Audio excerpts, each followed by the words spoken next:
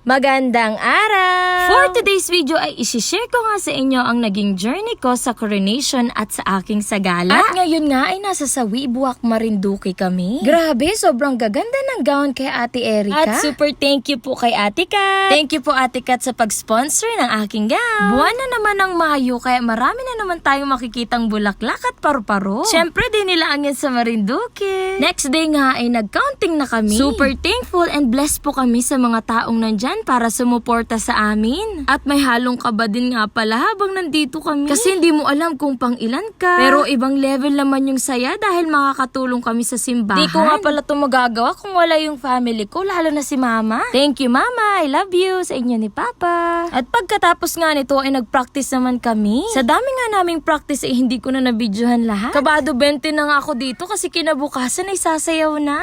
Medyo masama na nga rin ang panahon ng mga araw na yan. Pero sige, go lang para sa simbahan. At thank you nga din pala sa aking partner dito sa sayaw na laging nakasupport.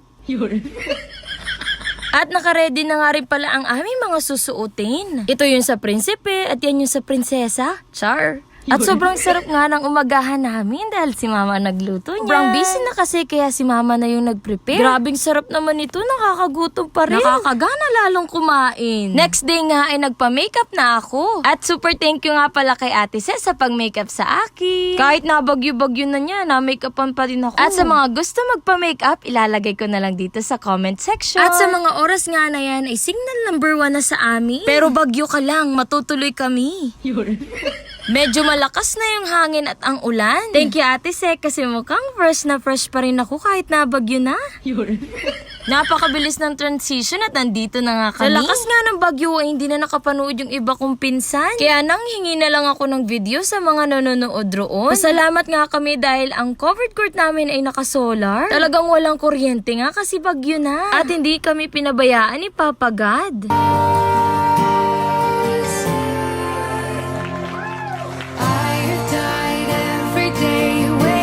Walang kaayos-ayos ng buhok yarn.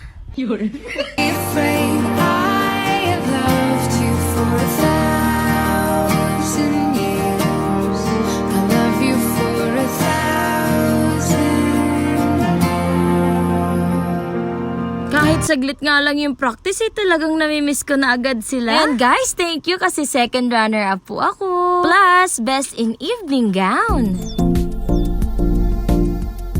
Oh, Pak, sino ka dyan? Sobrang thankful po ako sa lahat ng mga sumuporta, sa mga kabatch ni Mama, sa mga kamag-anak namin, sa mga kawork ko, at sa lahat po sa inyo. God bless po sa inyong lahat.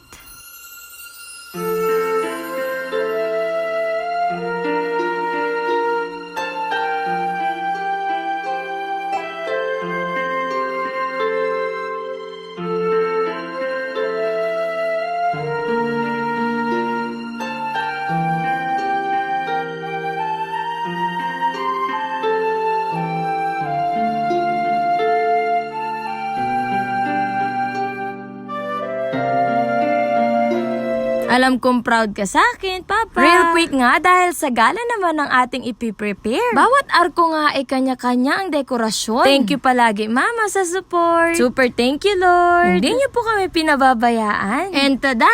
Thank you nga pala kay Ate Che sa pag-makeup sa amin ni Najeret. Dito nga pala kami inayusan sa bahay ni Ate. Dahil mas malapit to sa simbahan. Kanya-kanyang aurahan dahil mamaya pagod na naman kami. Pero okay lang, once in a year lang naman to mangyari. Ay naku, ang tagal ng prinsipe ko, nasa na kaya yun?